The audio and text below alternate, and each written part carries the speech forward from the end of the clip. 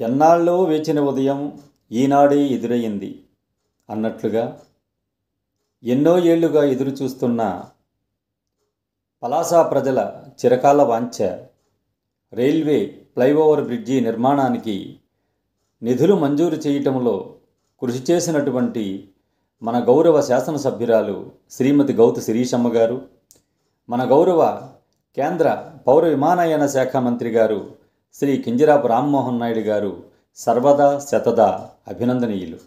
ఈరోజు పలాస ప్రజలందరికీ కూడా ఆనందదాయకమైనటువంటి రోజు. అధికారం చేతికిస్తే అహంకారంతో విర్రవీగడం కాకుండా అధికారం అనేది అభివృద్ధి సంక్షేమ ఫలాలు ప్రజలకు అందించాలన్నటువంటి తెలుగుదేశం ప్రభుత్వ విధానాన్ని ముందుకు తీసుకెళ్తూ మన గౌరవ ముఖ్యమంత్రి నారా చంద్రబాబు నాయుడు గారి నాయకత్వాన్ని ముందుకు నడిపిస్తూ